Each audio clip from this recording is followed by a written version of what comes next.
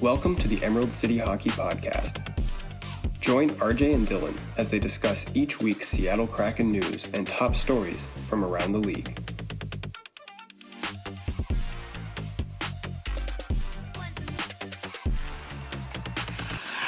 RJ, we live in an NHL society. I don't know. There's something there, I'm sure. My gosh, after all the talk we had on the last Patreon podcast, as all the COVID news was, breaking around the league, multiple teams, seasons were being put on hold, positive tests all over the place, 100 NHL players put on COVID lists. We had lots of ideas about what the NHL could or probably should be doing to deal with all this. And, as per usual, the NHL not interested in our ideas. Nope. Maybe one day, but that day is not today. The NHL came out with a statement kind of announcing their plans going forward on the COVID front. Kind of three parts to it. I guess the first is, they're going to continue to play the regular season schedule. Although there's been this increase in test results, you got over 100 players in COVID protocol. They've kind of determined that it's just on a team by team basis. They're going to treat it as kind of these isolated incidents. And they don't feel that the medical health of the players is too threatened. But due to concerns about cross-border travel, essentially the border has been closed, between USA and Canada for NHL purposes. All games that involve that border travel, between American Canadian teams, have been postponed, through the holiday break. So that includes, a number of games over the next 4 days. So the NHL is going to do that. And also, regarding the Olympics, as we did predict, with all this disruption and everything, the NHL says that no decision has been made yet, but they're going to announce a final determination in the coming days. And just about everyone, who's most in the know seems to think that just means NHL players are not participating in the Olympics. We've got to agree. But that was the news from the NHL today. Yeah, I don't know what's going to come out of that, but we basically do. You know what this NHL statement reminds me of, RJ? What? Movie Monsters, Inc. And specifically, this sounds like a statement put out by the head of, Monsters Incorporated, Henry J. Waternoose. I believe he's the third, if I'm remembering the movie correctly. And, at one point after him and Randall have, kidnapped the child and they're going to basically, harvest Boo's screams forever and all that stuff, and Sully confronts them. He has the quote of, "I'd kidnap 1,000 children before I'd let this company die." And that's, I feel like that fits, that's basically what the NHL is saying here. We'll let 100 players get COVID.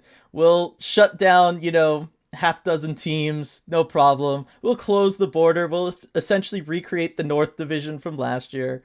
No, kidnap 1,000 children if we need to. If they need to. Replacement players.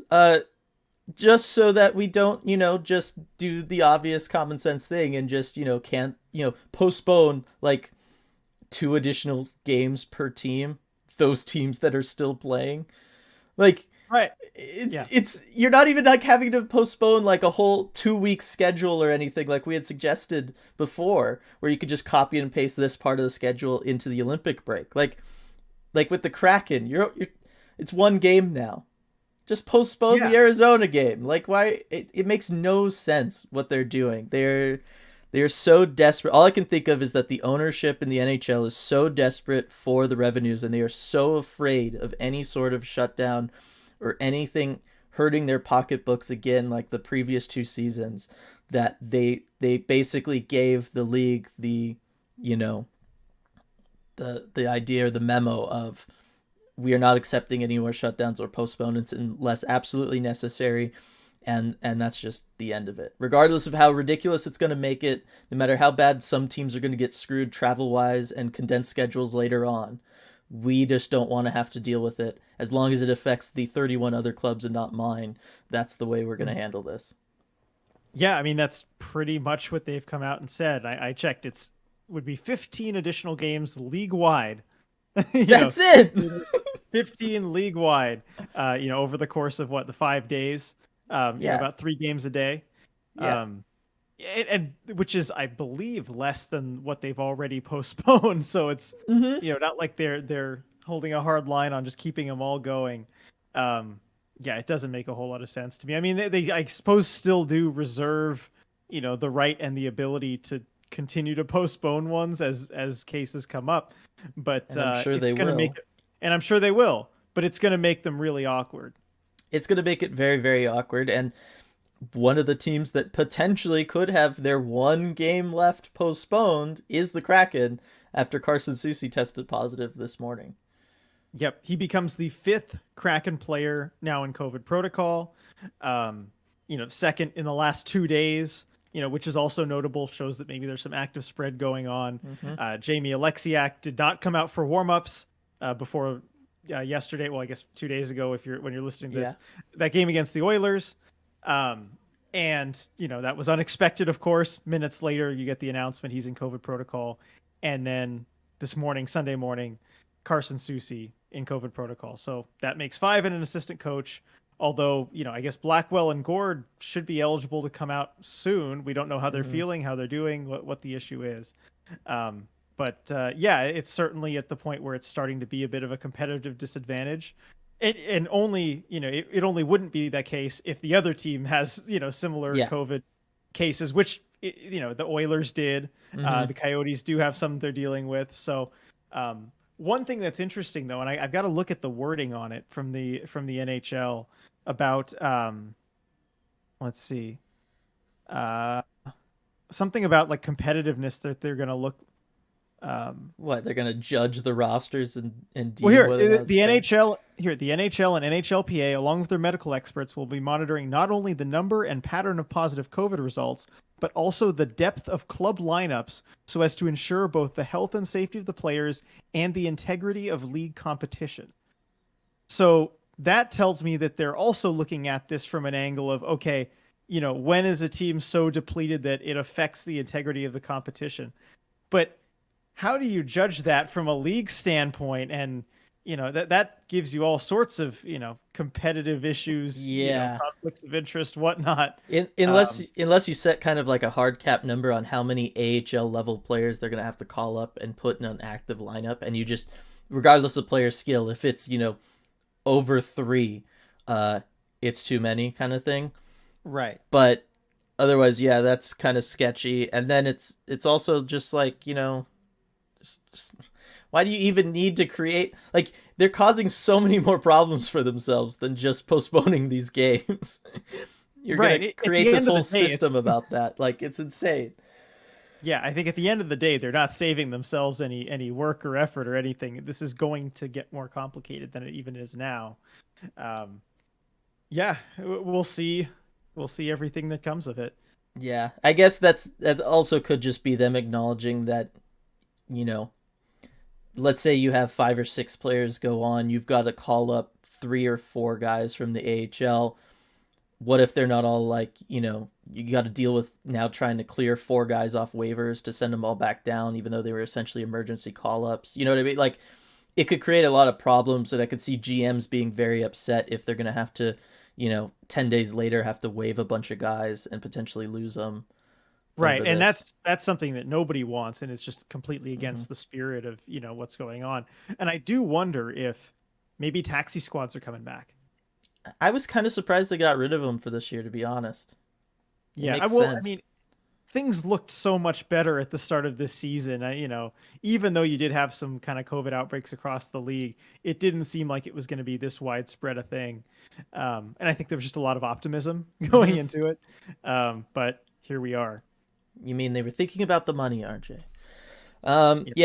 Here we are. And here we are at the end of another week of Kraken games, right? So 3 games since the last podcast. We'll jump all the way back to December 14th to talk about the one Kraken win of the week against the San Jose Sharks. And, well, it seems like a long time ago, RJ. I mean, it was a really good game, and it was a really good Kraken effort. It was, and it was a total 60-minute effort, something we Mm-hmm. haven't seen from the team a whole lot. They were back checking. That was the thing that stood out to me the most. And they just looked like they had a lot more energy and a lot more talent than that Sharks team. And it's a Sharks team that will outwork you. They played according to their structure. They, didn't come out and play a soft game, but the Kraken, just kind of outworked them and outskilled them. Yeah, they did. And not to be lost in any of it, Chris Drieger coming in, looking healthy, looking fantastic. Made a lot of saves, made 31 of them. Maybe making life a little difficult for himself at the end, going for the empty net on your advice. Clearly, during one of the TV timeouts, tuned into the live game commentary we had with our wonderful Patreon supporters, and heard you talking about how he needed to be taking a shot at the empty net. I love goalie goals. Rick, always want to see a goalie goal. And keep in mind, they were up 2 goals when I suggested it. Mm-hmm, not just the go one. Go for it. Up 1. Yeah, but maybe not. Maybe not the best idea. He hesitated too. That's the problem. You've got to commit right away. You go for it. Shoot it or not. You go for it for sure. But yeah, Drieger, fantastic effort from him. As you said, total team victory. Everybody seemed on it. Goal scoring still a problem, especially for, the big names on this team. Eberle, Schwartz, it is getting very noticeable. Yep, and that game really started. Yeah, exactly. This game was like kind of the start of that, and it was getting rough. But otherwise, depth coming through for the Kraken. That's what we thought this team was going to be based off of. We thought this was really the kind of game that I thought we were going to see from the Kraken a lot this year, where it was just their depth was going to overwhelm you, play some pretty solid defense, and have a good goaltender come up with some saves. Yep, that looked like the blueprint, that we were thinking when we were going back and saying the Kraken looked like, maybe a 90-plus point team. Mm-hmm. That's kind of how they were supposed to get there. Yeah, and little did we know that it was just going to be this, once in a while kind of occasion. Yeah, I mean, nothing. There actually isn't too much to talk about with this Sharks game. Everything went really well, but no power play opportunities. Like, it was just kind of, other than how fast the game went. We talked about it at the time. It was like everybody was speedrunning that game. Took 30 real-time minutes to get through the 20 minutes of the first period. Never seen that before. Yeah, what was it? 12, 13 minutes without a stoppage? I mean, it was a lot. It was wild. But yeah, nothing too crazy there. So then we go to the next night, the Anaheim Ducks game. I was there in the arena at Honda Center. Super excited to see the Kraken away from Climate Pledge. See them on the road. White jerseys look amazing. Totally awesome. Wish we could have just stayed in the me watching them in warm-ups and everything is cool and the game hasn't started yet and there's still hope kind of phase, because this was a brutal game, RJ. Oh yeah, it sure was. I mean, I don't even totally know where to start with this one. Kraken didn't look ready to play. They looked like they had played the previous night, but it's the NHL. You got back-to-back nights on your schedule. I don't know that I've ever seen a team so kind of unprepared to play after a back-to-back as the Kraken looked. Yeah, we had someone on Twitter point out that it looked like they were skating in mud, and that really describes it well. They just looked all around slower than the Ducks did, and sloppy as well. And you just can't get away with a start like that. It feels like we've heard that so many times from Axtell, from the players, just saying you can't afford to start like that, and they paid for it. Alexiak pinches along the boards early, 2-on-1. Takes out his goal, kind of takes out his own goalie. It's a tough play. And then that second goal, we have to talk about that. I mean, that was just a killer. Shorthanded, 2-on-1, but it was defended fine. Grubauer, faces a shot from right around the face-off dot. Yeah. Totally clean sight line, and is way off his angle, gets beat 5-hole. And at that point, I think everyone's kind of on the, well, here we go again train. And, there we went again. Yeah, no, and it very much felt like that in the arena, because there was a lot of Kraken fans there, and you could just tell, like, that was just, all of us were just like, oh god, it's this game. Like, we've seen it, we know what's going to happen, how are we going to get through this together? Because it was an unacceptable goal to give up. It was kind of an unacceptable everything for the Kraken in that whole sequence of events. Again, anytime a shorthanded goal is scored, it means the team has done something wrong. But it was really brutal being in attendance for that one for much of the game. Really, it was hard.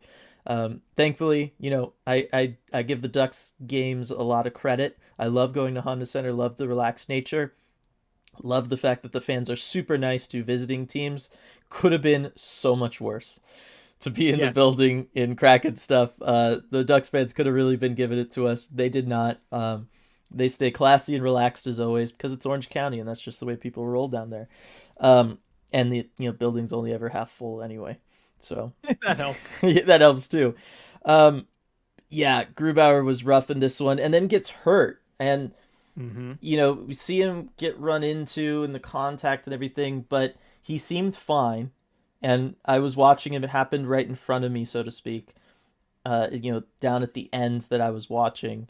And he seemed totally fine. And then I noticed during the next, sequence of play, there was a moment where he had to quickly push off and extend his leg across to from one goalpost to the other.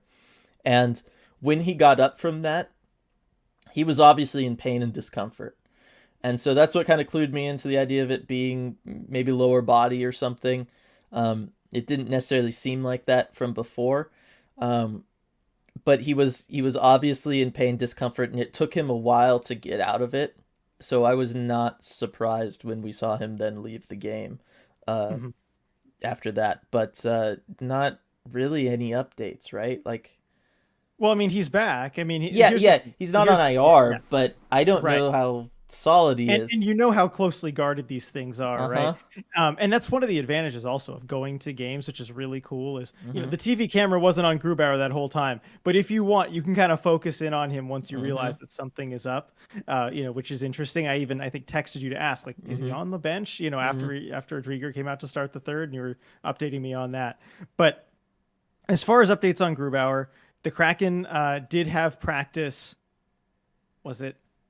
No, it was not the next day. It was the day after. So the Kraken did have practice, and Grubauer was the first one on the ice. So he was there, and he did the full practice. Joey Decord remained in Charlotte, and I will say Grubauer didn't look 100% in practice. Maybe, and maybe that's just not wanting to push it. Exert himself too much, and you can understand that. But he was there, participated in everything. He didn't take any drills off. But it's hard to say. He said he would be available this weekend, for games. Of course, Drieger was probably going to get that first start against Edmonton anyway, given how the goalies were playing. I would imagine Grubauer would have been in line to play against Toronto, but we don't know because the game has been postponed. So either way, he's got an extra couple days, and at least on the surface, they're saying he's available. He's good to go. Right, and I think it's the word available that's cluing me in, because we've heard that from this team before. That is their word of choice. Yes, and in the past it hasn't really meant oh yeah, they're good to go. Right. I mean, we were told, heck, Drieger was not just available, but he played games. Yeah. When his knee, and then 2 weeks later we hear Haxtell say, well, yeah, now we feel like he's fully healthy for the first time. Yeah.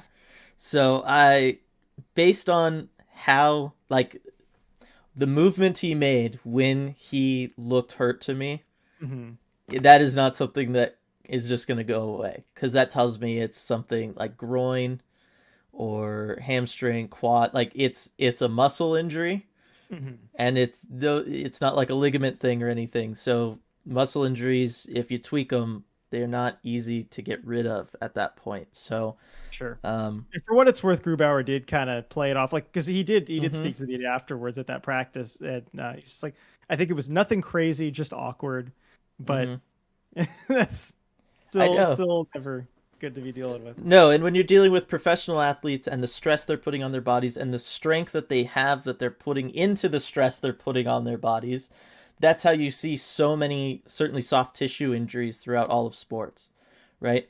A normal person is not going to tear their ACL by planting their leg and trying to, make a lateral cut. but a professional athlete will, because they're that much stronger than we are. And at the end of the day, is you can strength train everything, but you're not gonna strength train ligaments. Like you can't. You can't strength train. You can make your muscles bigger and stronger in theory, but like at the end of the day, they are still soft tissue. Like that doesn't go away, and so it just kind of increases the stress and everything. And so in those hyper reaction moments from a goaltender where you're making that really big, aggressive, explosive push, things can go wrong. And regardless of what it is, based on how uncomfortable he was, like I'm telling you, it took a good 30 seconds before he looked normal. Like he was bent over, not okay, stood up, but his shoulders were way up, like he was clenching, like he was really trying to fight through pain. And to see somebody, like that for how long that he was like that, and then to not come out for the third period, after the other goalie played the night before. Like that's, you know what I mean? Like that's why I think there's really something there. And I understand he's available, but yeah, I'd be surprised if we see him, certainly against Christmas, Arizona. Yeah. All right. So otherwise for the Ducks game, oh my gosh, RJ, when will the Kraken start back checking? When are the forwards going to do this? I don't know. I mean, if you've seen isolated incidents, you've seen kind of spurts of it at times, but as far as a consistent back check, and I will say that's one of the toughest things to kind of establish throughout a team. It takes a lot of effort all the time. It's not glamorous. It's not fun, but it wins you hockey games. You kind of need that buy-in, and like that's so much also of a coach's message sinking in is getting players to do those things that are not particularly fun to do, but will win you games. Yeah. And it clearly just hasn't sunk in yet. No. And I know this is, Yanni Gourde being out is huge here because he's one of those guys, tons of energy, high motor, it almost seems like he enjoys it. I don't know that anybody can totally enjoy back checking as a forward. I'm just being honest, but seems like he enjoys it. He has a good time. He's smart about it. Certainly the good players can be smart about it, kind of limit how much energy they're really putting into it so that they still have something left in the tank to go the other way. Gourde being out greatly hinders, the Kraken's overall ability to back check, but I am just getting so tired of watching the slot just go completely unguarded, having one of the defensemen have to go to the corner behind the net, and now all of a sudden there's just this big empty space. Both defensemen are busy doing something, and other teams can just kind of slide right in there and just be available. I don't know. It's something that's got to stop, and I'm surprised, given some of the other guys on the Kraken, this is something that Calle Jarnkrok has done in the past. Like, yes. Like I know we talked about before, right? The slot, generally it's the center's responsibility, all that kind of stuff. But you could work out a defensive system where the winger covers it in your own zone. Absolutely. The winger and the center kind of shift spots and stuff. Like it's doable. And it looks like something that the Kraken have even done sometimes, because a lot of the times the center won't be the lowest guy in your own zone. So it's clearly not, this alien concept to them. They just, haven't kind of been able to put it together where the right guy knows where he needs to be. Right. They just need to establish something and practice it and, build it into how they are playing. They really don't seem to want to be doing that, and it's frustrating to me. And I think that made a huge difference in this Ducks game. And I'll give them a little bit of a pass on that, given that they had played the night before and everything that goes into that. But still, it's just one of those things that it's getting, I'm getting tired of seeing it kind of night in, night out from them. And I do want to throw one thing in on the positive side, just a quick shout out to Jaden Schwartz, because we talk about Yanni Gourde, another guy, guy who loves back checking. Jaden Schwartz has been one guy I've consistently seen back checking, applying backside pressure there. I don't know, just want to give a quick shout out to him because I've noticed a few times the last few games. No, he has. We saw it a little bit in the Edmonton game, which we'll get to in a sec, from like Wenberg, especially on McDavid. Yep. It seemed like that was his assignment. And yeah, we've seen it from some other guys. Donskoi, of course, always is there. Yep. You could see that. Tanev, of course, always back checking and stuff. In the Schwartz one, maybe you could argue that's partly why his offense has been suffering. Maybe he's focusing a little too much on back checking. But, the Kraken as a whole kind of seem stuck in their own zone more often than not these days. So Yep. it's a little understandable there. Anything else for the Ducks game? No, I think that about covers it. I mean, it's just you can't. It felt like we've seen it so many times. We've discussed it so many times. Mm-hmm. It's one of those games. Yep. So talk about stuff to discuss. Okay, the game against Edmonton. I don't even entirely know where to start. I know where we talked about where we're going to end this conversation, so we'll hold off on that. But I mean, I guess the easiest place to start is they were outshot 41-17. Yeah, I mean that it's not that doesn't always tell a lot of the story, but in this game it does. And score effects are something that's talked about sometimes where a team takes the lead and the other team has to shoot a lot, trying to get back into the game, and so the shots can kind of look lopsided there. Team goes out 4-0 lead. Mm-hmm. The other team's going to probably outshoot them over the course of the game because that's how it goes. Now the Kraken took an early 2-0 lead in this game, and it felt like the score effects kicked in where the Oilers just kept getting a whole bunch of shots, but they never went away even after the Oilers tied the game, took the lead, what have you. I mean, just the shots were being poured on, and including, I think it was 21 shots in the first period. Yeah, you're not going to win. You're not going to win many games doing that. No, and Drieger again looked really good. Mm-hmm. There's some issues there. We'll get to that in a second. That's the thing that surprised me the most was, as you kind of said, the Kraken scored first. They scored 2 first. They were up 2-0, and then they let this happen. Like, this was like what they've been waiting for all year, to have an early lead. Like, every game you've ever played has been playing as though you had early leads, even though very often you did not. And then you just decide to go away from that in this game. I don't understand it. They just decided to, not be aggressive offensively, not really be aggressive defensively either. They did what they had to take away McDavid and try to limit him as best as possible, and I give them all the credit in the world for that because they really did.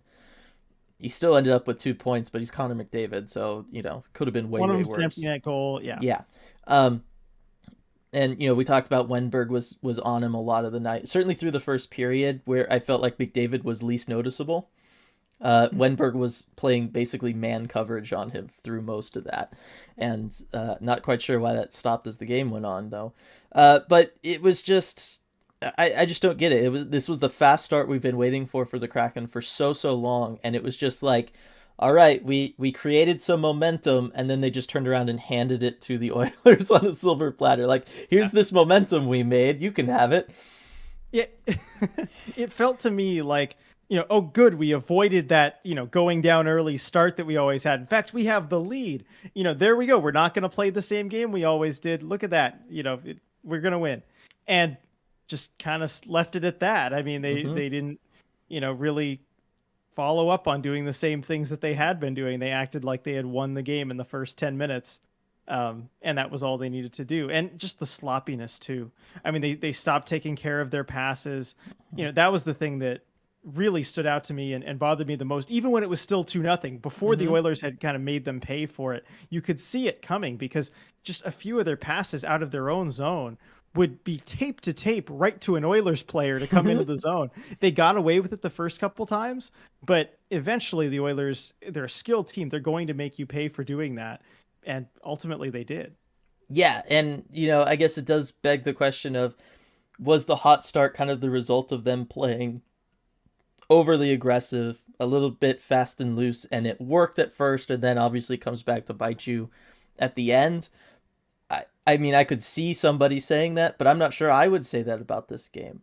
No, I don't think that applies in this case. I think that the Kraken, applied, kind of the right amount of pressure. And I mean, one of the things I tweeted after it was 2-0 was, it's nice to be see the Kraken on the right end of defensive breakdowns and soft goals, because that's where the 2 goals came from. You look at the Ryan Donato goal, he just kind of threw the puck at the net from, not really the most advantageous spot, and Skinner flubbed it. He just let in a soft goal, as we've seen Kraken goalies do so much this season.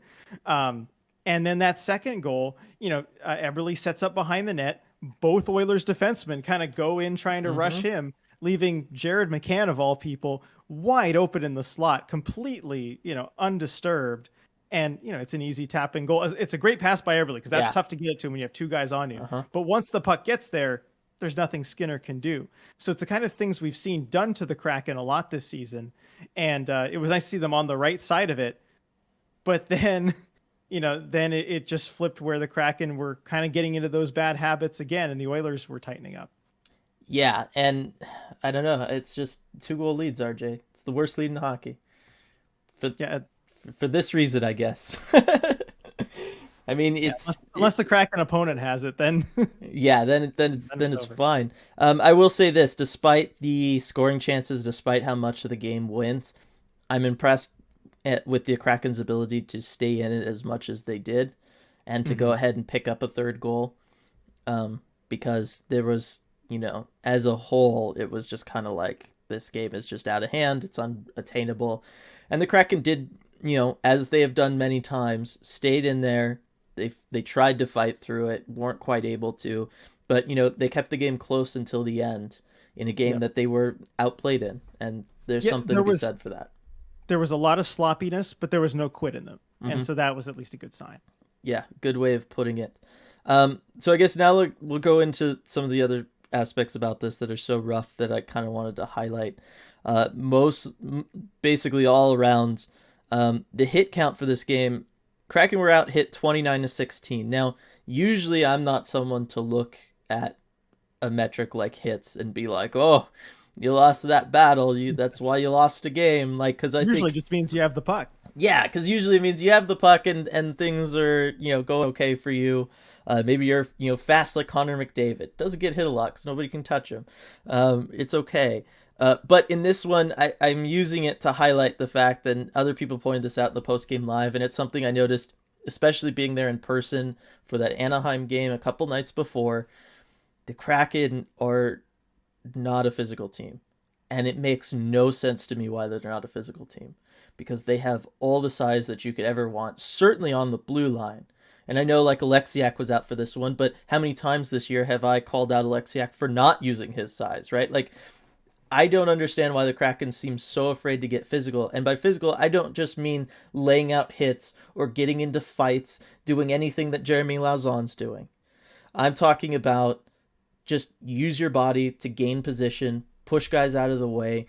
Don't let them outmuscle you on, en route to your net where they're going to make a play. These are things that you cannot let happen when you have the size advantage. You should be using that size advantage to keep guys away from your net, keep guys wherever you want them to be able to drive to the net on offense. You know what I mean? I just don't understand why that's not there for this Kraken team, considering night in, night out, they have the size advantage. They do, and they were built that way. It's one of those puzzling things where we looked at before the season, how is this team going to play? What do we expect them to do? And that was going to be one of the hallmarks. You look at the blue line and it's big, it's strong. And they're just not using that size consistently. And especially on defense where it's so valuable, and not, again, like you said, not just to make big checks, because a lot of times that takes you out of position, but to use it to gain leverage, especially in front of the net and in the corners. And there just doesn't seem to be this eagerness to do that. And I don't even think a lot of push necessarily from the coaching staff to kind of try and encourage them to do that. It doesn't seem like that's something that's really being preached to them, that they need to change or to do better. And it is puzzling. Yeah, and it's all about positioning. It's about boxing out the other team, whether it's on offense or defense. Either way, you're just trying to kind of box them out and do what you want to do rather than trying to be playing catch up to what they're trying to do. And yes, I think bringing up the corners is especially key. How many times this year have we watched the opposing team, puck goes into the corner in the Kraken's own zone, Kraken defenseman goes, battles with the opposing team's forward, opposing team ends up with the puck. It's happened a lot. Multiple times every game, and it's always guys that are massive. Carson Soucy, Jeremy Lauzon's not small. Jamie Alexiak. You see the battle going on in the corner, and the Kraken player is literally towering over the opposing, team, and it's just not happening. And at some point, that's just got to stop. Like you gotta get physical. You have to learn how to use your body. Maybe it's just these guys never learned how to do it. I can't imagine that's the case, but maybe it is. But it's pretty simple. Bend your knees, get a little low, lean into the guy. Like there's not too much that goes into it. There's, certainly if the puck is around in any sort of situation in the corner and really in front of the net, refs aren't going to call anything. You don't got to worry about taking any sort of penalty, just using your size and staking claim to, a spot. Like, it's your spot. You got just so much right to be there. I don't know. And the way the games are officiated, you're going to be given the benefit of the doubt on every that more time. often than not, certainly in the defensive zone. Yeah. Like, you can just do it. Every other team is doing it. They're doing it to the Kraken night in, night out. I just don't understand it. That along with the back checking problem is getting frustrating for me. I don't know.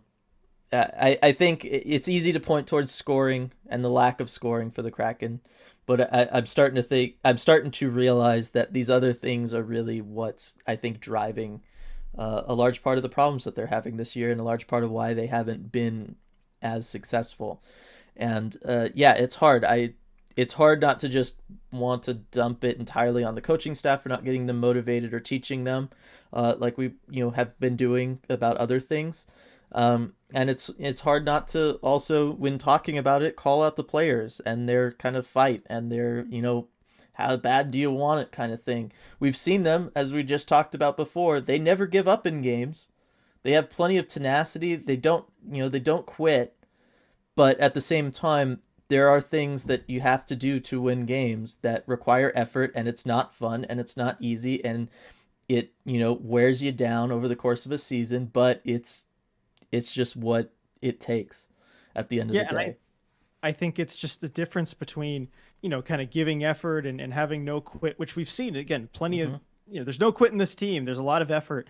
But it's more a matter of just, having a team identity and being proud of it and wanting to stick to that night in, night out. And like the whole identity thing, like I hear that so often in the media, the press conferences, like it can just kind of ring hollow, and it really does after a while. But it's one thing to talk about it because everyone talks about it. It's another thing to actually do it and to, to take pride in the way that you play and wanting to have an identity as being tough to play against. Yeah. It might not be the most skilled team, which the Kraken, certainly aren't. They might not be, I don't know. You might not have other advantages that other teams do as far as superstars or guys that are just going to take over a game.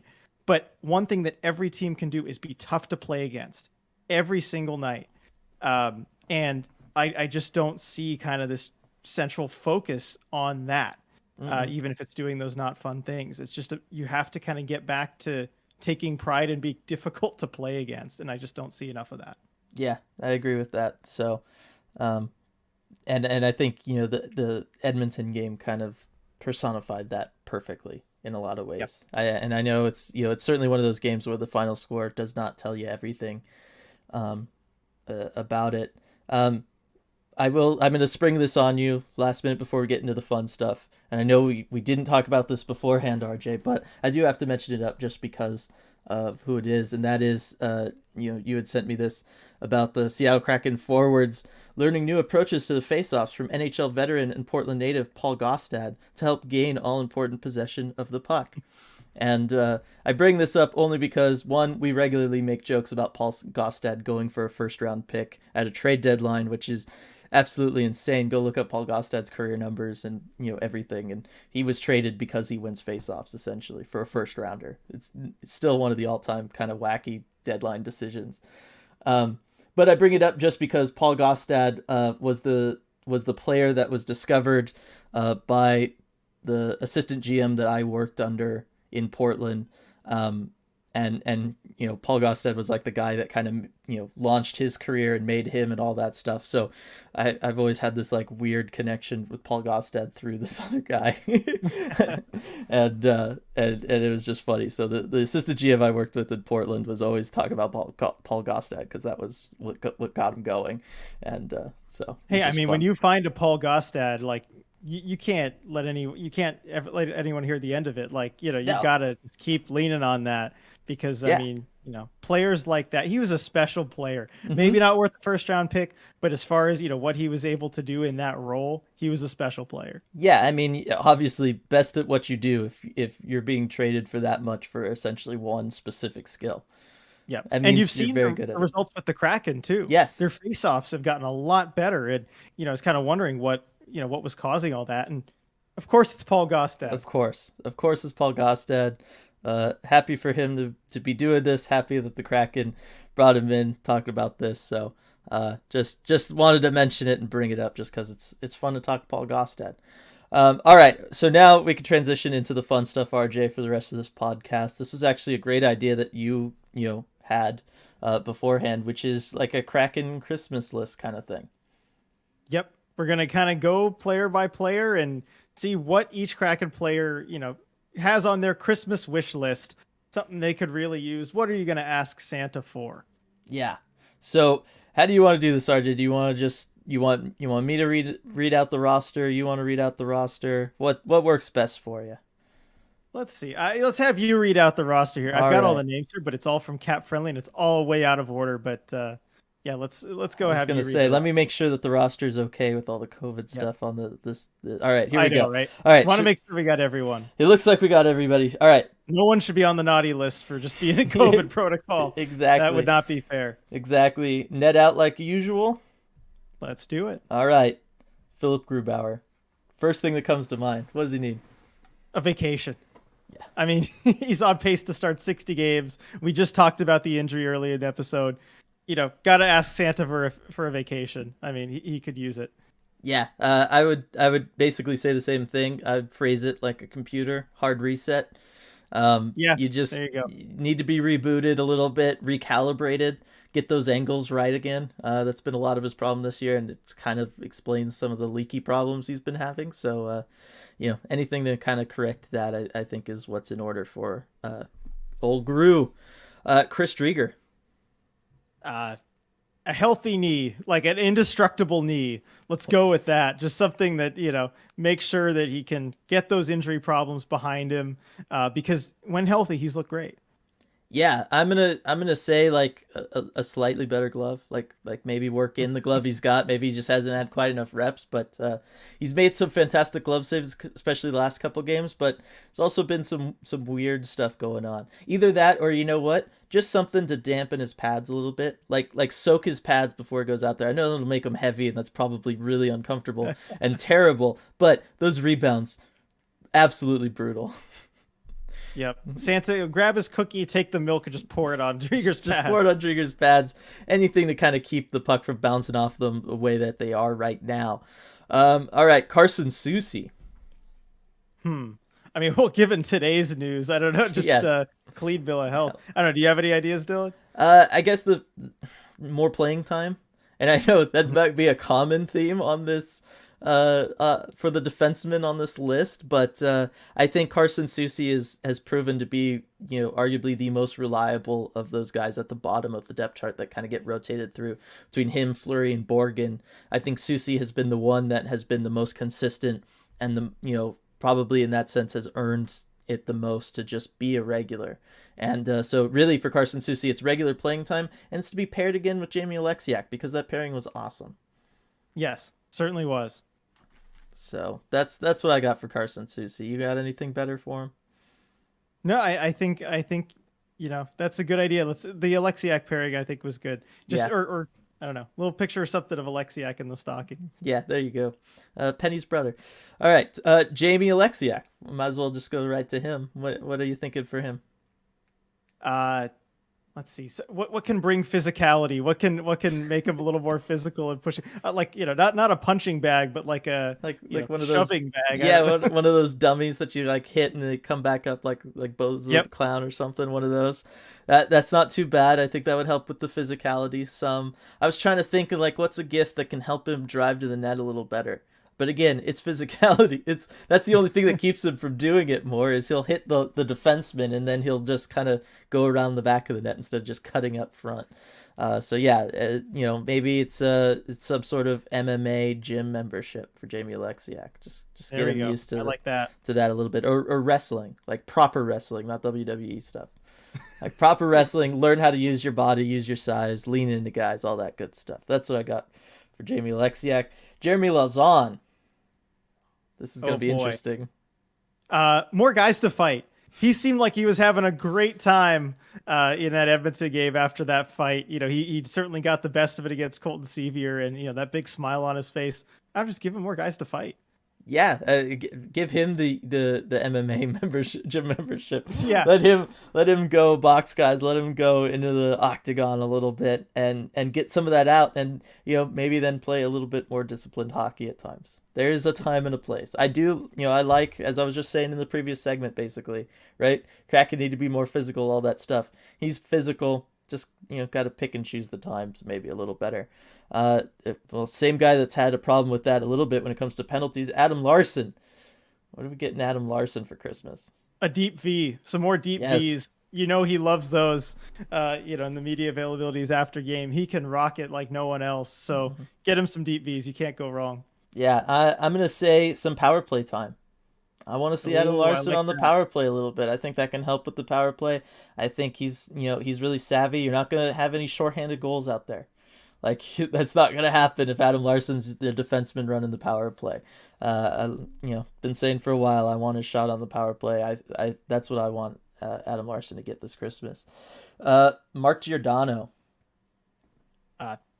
Some de-aging cream. I don't know, a little mini fountain of youth. Yeah. I don't know. What have you got? Yeah. In some respects, I do think a change of scenery. Like, I know we've been talking about it a lot, but I don't know. It is rough. Obviously, the age factor is becoming something of a problem. I'm gonna go ahead and say, a bionic shoulder. Let's quicken that wind up for those slap shots. It's pretty slow. Guys get into the shooting lane pretty quick. It's very telegraphed. Let's just get some of the Dan Marino magic into Mark Giordano's shoulders and get that thing a little peppier than it's been. Hayden Fleury. Oh man, what'll get him shooting more? I mean, yeah, I know you can anything to get him shooting more. I was gonna say skating lessons. Oh, okay, that's a good one. Like some proper, okay, I haven't skated in a long time. I'm gonna go back, and I'm not in the beginner class because I can stand up on my skates, but I'm the advanced class where you're gonna work on certainly crossovers, but backwards crossovers and all that stuff. Because as we talk about, Hayden Fleury still looks like that kid that hit his growth spurt and never quite figured it out after that.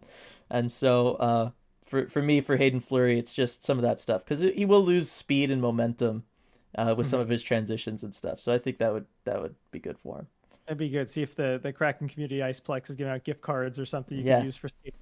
Yeah, that's a good idea. I know it's probably too harsh on that one, but I don't know. It's all I can think of. Vince Dunn. This one's going to be, what do you get for Vince Dunn? You kind of mentioned earlier for Lars, but some first unit power play time. Yeah. Or some confidence. I don't want to sound like we're going to the Wizard of Oz here, but just some confidence, some courage. When he's feeling confident, he's feeling good. He tries things, he does things. He's so creative. I just like to see that a little bit more from him. So maybe do that when you haven't just scored a goal. So I don't know, a little more confidence. Yeah, that or something that's going to keep him from pinching up, because his decision making when it comes to pinching up in the offensive zone is some of the worst I've ever seen. So I don't know, maybe, I don't know, figure out something, some sort of emergency plexiglass thing that shoots down when he goes to step up. just to remind him to go the other way. His skates, I don't know, that's not really like a car. You can't lock up his tires, keep him from moving forward. You have a dog. Is there anything you used? Well, I know there's the electric fence kind of thing, the invisible fence thing, but I didn't want to go with an ankle monitor. I was trying to stay away from that, RJ, but I'll bring it up if you make me. But just something to use as a reminder for, not pinch up as much. And finally, Will Borgen. This one's pretty obvious. Yeah. So, some NHL games, some time in the lineup, or at least, I don't know, some kind of, comfy cushion for the press bridge chair. That would be, secondary. We don't want that, but yeah, some NHL games. Yeah. All right. And now for the forwards, Alex Wenberg. And for me, I'm getting him all of his game film from Florida.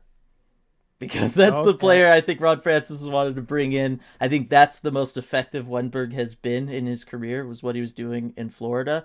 And I think, it just needs to be reminded about that. Again, started to see some hints of that in the Edmonton game. Played against McDavid very well. Back checking was there for some of it. I was going to say for most of it, but it's really there for the first period. But I think that's what can get Wenberg back on track is, if he plays like he played in Florida, I think, everything's going to be solved. Yep. I was going to say a VR headset. Get one of those nice VR headsets. You put it on him and you can kind of have it directed at the net, and it shows that his teammate is there, like to pass it, but it's actually going to the net to shoot it. That's a good one. That could certainly come in handy. Should I skip guys that are mostly AHLers that are only here right now for? Who do we have? Like Alex True is up next. Now True's playing Okay, a decent amount of games. We could do True maybe. Okay, or I was gonna say let's get him, kind of a group gift here since okay. there's a lot of.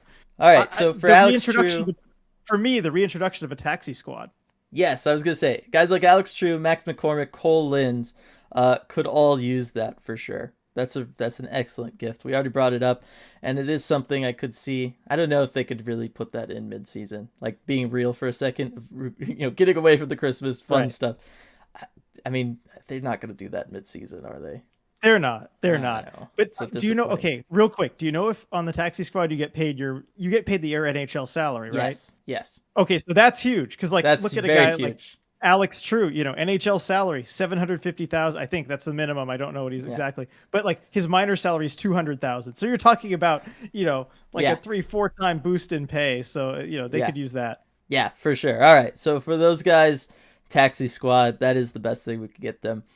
Turbo, Brandon Tanev, just conditioner.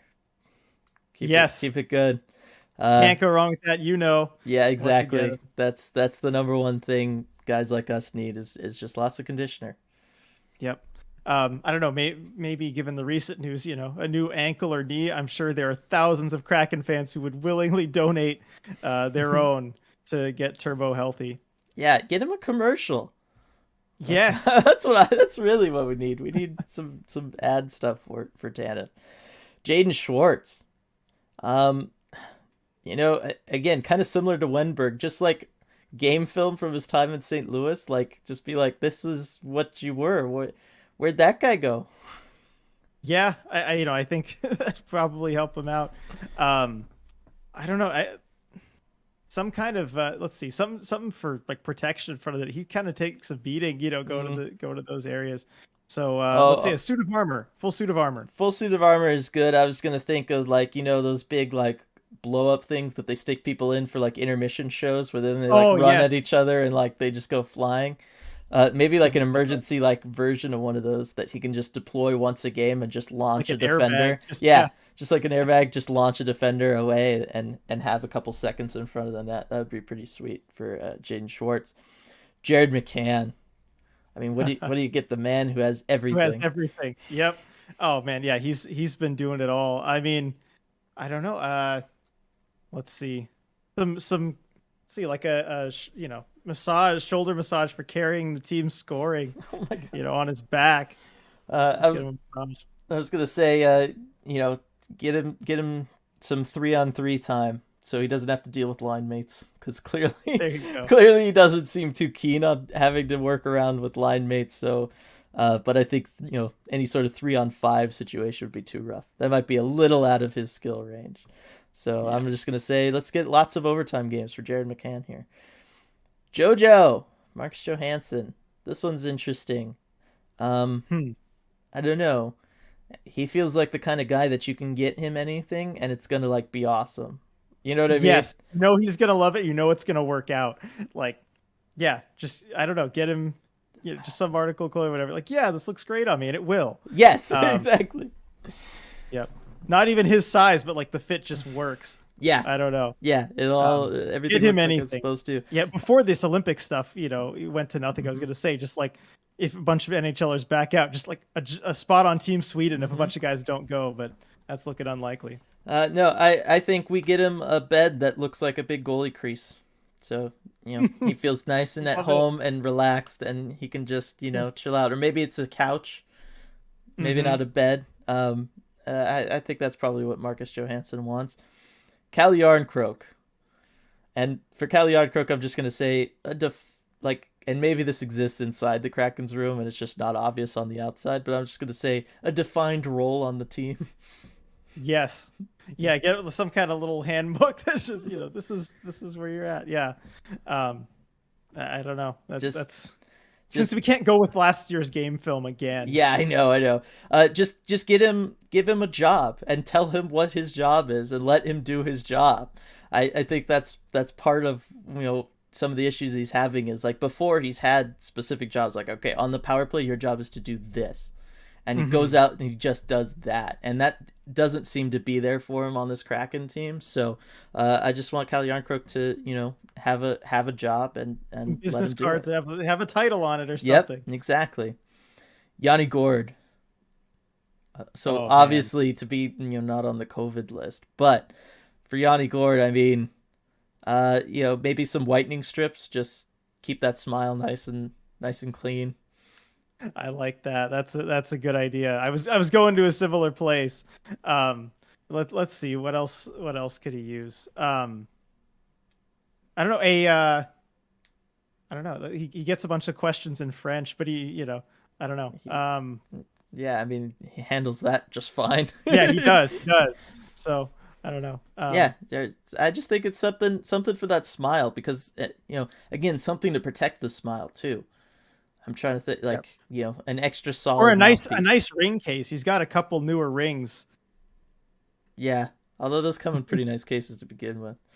Fair enough. A display case. Yeah, a nice display case, maybe shaped like a certain trophy. Maybe that'd be cool. There you go. Morgan Geeky. This is so easy. Just a Pizza Hut. Give him a Pizza Hut franchise. Well, I was gonna say a Pizza Hut location, like in actual, like near downtown Seattle, and not a Pizza Hut Express. That doesn't count. Like you have to go all the way up to Mount Lake Terrace to get like a real legit Pizza Hut. Like who's going all the way up there? It's even like further north than Northgate. Like why would he drive up there? So like a Pizza Hut location right by the practice facility or the arena, one of those two, but just one that's actually kind of accessible. All right. Well, while you're at it, make it his franchise.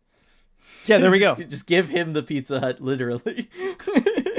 Homie, I am a franchisee. Exactly. It's perfect. Jordan Eberle. I don't know. Jordan Eberle. The answer is just like more goals or whatever, but I'm trying to think like what would produce more goals for Jordan Eberle at this point, and I don't really know. Got anything? I don't know what would help him out. I don't know because he's been doing actually okay on the power play recently too. I know, like he's been better on the power play than like he was last year, and for the Islanders and stuff. So it's just kind of funny. And Imagine Dragons tickets. There you go. Like I'm trying to think of like other things about Jordan Eberle. That's the first thing that popped up. I do know he's a big Imagine Dragons fan, so get him some Imagine Dragons tickets. Get him going. Maybe just have a night that's the only music played in the arena, just for Eberle. Oh man, and Marissa from the Seattle Times would also like that. So the two of them can just be vibing out. There we go. Jonas Donskoi. It's a goal. Give One goal. Just one goal. Just one. You pay off the goalie. Goalie steps aside. Defense stops. Donskoi gets his goal. You let them score the makeup goal like 10 seconds later. The goalie steps aside, even it out, so they'll agree to it. One goal. Yep. Goalie's not even on the ice, so it doesn't hurt their stats. Like that's a lot would go into it, but yep. One of the more elaborate gifts. But get Donskoi's goal, because once it happens, then he's gonna score like crazy. You won't need to give him any more. Yep. Ryan Donato, give him a contract, some job security, something he's never had before. NHL's job security. Yep. Give him a contract or a nice house in Seattle instead of just staying at a hotel or apartment wherever he is. A nice house and a contract. Yep, for sure. Colin Blackwell. This is where you get to take advantage, and I know I did bring it up before, but the skating lessons for Hayden Fleury, yeah, it's like a 2-for-1 special, and Blackwell gets to go in too. Because I don't know what it is about that man, but he's just always falling down. Yep, and second unit power play time. That's what I think they should give him, because I just want to see it. I really want to see it. He was so good in the bumper roll there last season. But I mean, he needs to get back on the ice first. First things first. Yeah, first things first. But yeah, those are the things that definitely stand out as far as Blackwell. God, the season is moving along so fast. It feels like a million years since we've seen Colin Blackwell play a game. Mm-hmm. Finally, Mason Appleton. And for Mason Appleton, I'm just gonna say some nice grooves in the ice that just take him to the net. He wants to drive the net. That's what he's happiest doing. That's what he's doing in practice all the time. Just driving the net hard. Just give him a nice little alleyway. Like you'll wax a bowling alley, kind of, right? To like kind of different ways so that you tell the ball where to go. Just figure out the ice equivalent of that. That's not dangerous, and do that. I know that's a lot to ask, but I think that's what Mason Appleton would want. Yep. So if he's getting anything, because some of the Kraken players, I think it was Soucy and Borgen that did this gingerbread house building video. They just put out today, so I only had the chance to watch it recently. But they said if anyone on the naughty list, it would be Mason Appleton. So maybe he's getting coal. But if you get get him something, like a little camping kit. It's got like a Swiss Army knife in it, because you can be one of those versatile type players. It fits for him, and a compass, so he can know which side of the ice he's supposed to be on, what position he's playing, can, kind of keep his pathfinder there. Yeah, maybe a special spotlight that's a red and a green light. And so whenever he's out there on shifts and he goes away from where he's supposed to be, light, it just turns to red, and he's like, oh, wrong side. I guess I'm a left wing today. That's the answer for Vince Dunn. There, we solved it. You don't need some sort of weird plexiglass system. Just need a little light. Just the goal light goes off and reminds him, oh, wait a second. And those goal lights do go off on a bunch of occasions when the puck's not in. So maybe they are doing that. Yeah, maybe that's what that's all for. So that's kind of our kind of quick, off the cuff thinking. What kind of gifts do every member of the Kraken need? I think that's a fun topic, and I really want to hear everybody's responses. So please tweet us your ideas for any of these players. You've got a good one. I'm sure some of you guys can come up with some better stuff for these guys. Yeah, we were doing this pretty off the cuff. yeah. We wanted to try to keep it as live and honest and raw for everybody. But if you're watching this on YouTube, the podcast, leave us a comment about your thoughts for it. If you're listening to it, Spotify, Apple Music, Google Podcasts, anything like that, go ahead and tweet us, your ideas. We'd love to hear them. Absolutely. All right, so that's going to do it for this episode of the Emerald City Hockey Podcast. Of course, everybody, thank you so much for joining us. Easy peasy week ahead. Only one game for now, and that's that Arizona game on Tuesday. So, I was looking. If that happens. If it happens, I was looking forward to some of those other ones. Looking forward to Calgary. Looking forward to Maple Leafs. But world has other plans, as it so often does for most of us. So yeah, that's going to do it for us. Looking forward to that one. Looking forward to the little bit of a holiday break and just kind of seeing what happens around the NHL. It's certainly never a dull moment right now. That's exciting. No, lots going on always. Exactly. So thanks everybody so much for listening. We will see you all next time.